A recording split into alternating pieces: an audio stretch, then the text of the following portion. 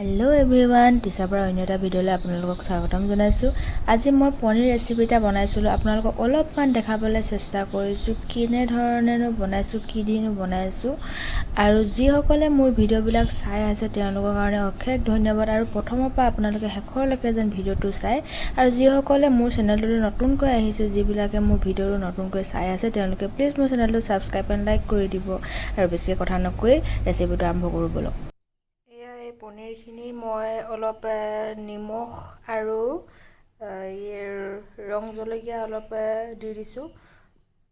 তেলত দিলে যাতে কালাৰটো ধুনীয়া এটা আহে, সেইকাৰণে মই অলপমান হেনাই লৈছোঁ।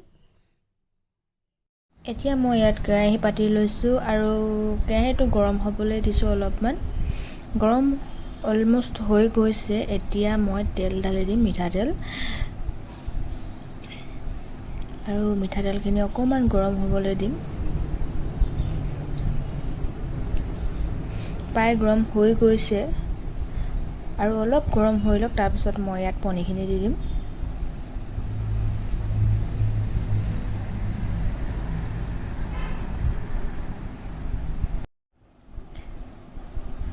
প্ৰায় গৰম হৈ গ'ল, এতিয়া মই পনীৰখিনি দি দিম ইয়াত।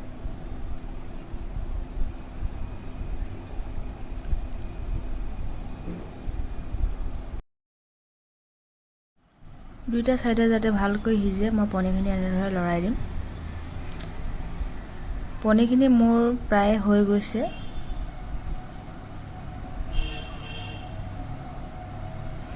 তাৰপিছত মই এই তেলখিনিতে এতিয়া বাটাৰ দি দিম।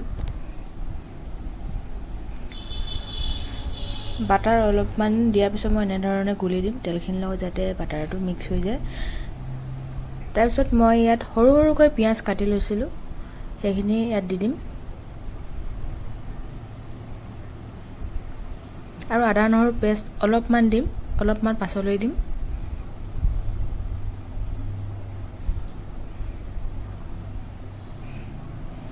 তাৰপিছত মই ৰচুন এনেদৰে দুটা সৰু সৰুকৈ কাটি লৈছিলোঁ, সেয়া দি দিম।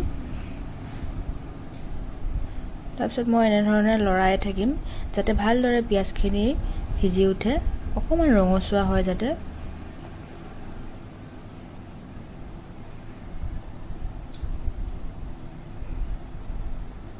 প্ৰায় 2-3 মিনিটমান মই এনেদৰে সিজিব দিম। তাৰপিছত এইখিনি মই চপাৰ মিক্সাৰত মই বিলাহীখিনি সৰু সৰুকৈ কাটি লৈছিলোঁ।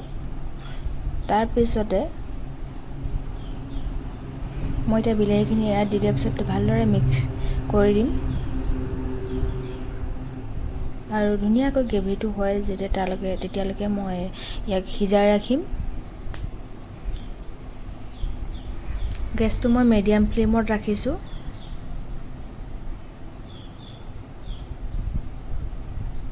প্ৰায় মই ইয়াক 10 মিনিট মানেই মই মিডিয়াম ফ্লেমত ৰাখি সিজাইছোঁ।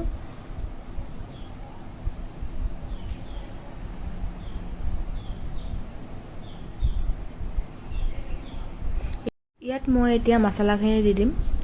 মছলা লৈছোঁ ৰেড চিলি, ধনিয়া পাউডাৰ, তাৰপিছত পনীৰ মছলা আৰু গৰম মছলা, গোটেইখিনি দি ইয়াত মই এতিয়া মিক্স কৰি দিম ধুনীয়াকৈ। তাৰপিছত নিমখ দিম, আপোনালোকে সোৱাদ অনুসৰি দিব নিমখ। তাৰপিছত হালধি অলপমান দিম।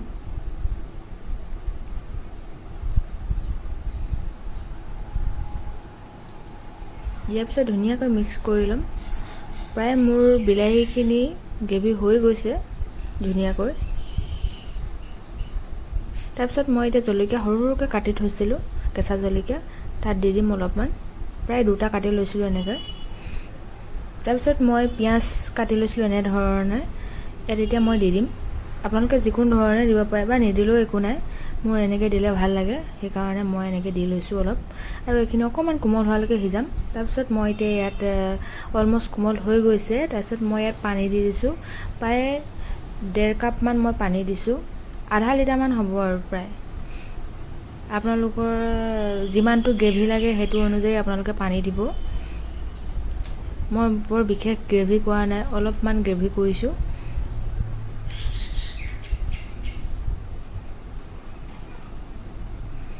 এইখিনি মই এতিয়া উতলিবলৈ দিম। আৰু অলপমান উতল অহা পিছত মই এতিয়া ইয়াত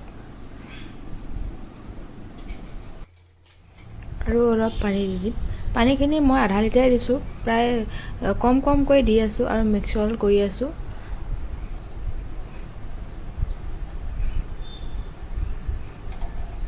আৰু ইয়াত মই এতিয়া পনীৰখিনি দি দিম।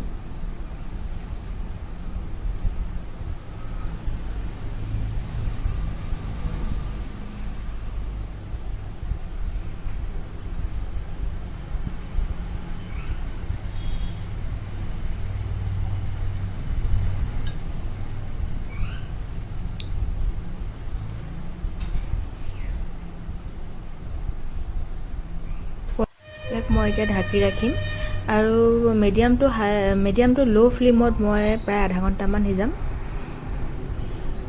এয়া মোৰ ৰেডি হৈ গ'ল পনীৰ।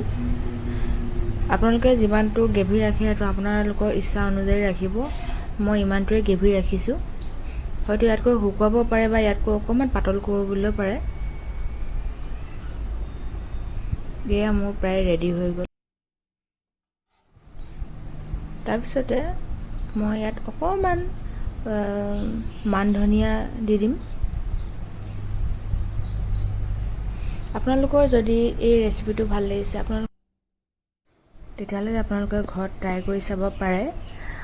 আৰু যদি আপোনালোকে কিবা যদি ভুলো দেখিছে তেতিয়াহ'লে মোক প্লিজ কমেণ্টত যোগেদি জনাই দিব। আৰু মই ইয়াত এতিয়া মান ধনিয়া অলপমান দি দিম যাতে ধুনীয়া এটা সুগন্ধ ওলায়। এয়া মোৰ পনীৰ তৰকাৰী ৰেডি হৈ গ'ল। আপোনালোকে মোৰ ভিডিঅ' চাই থকাৰ কাৰণে অশেষ ধন্যবাদ। আজিলৈ আহিছোঁ, পুনৰ লগ পোৱাৰ আশাৰে।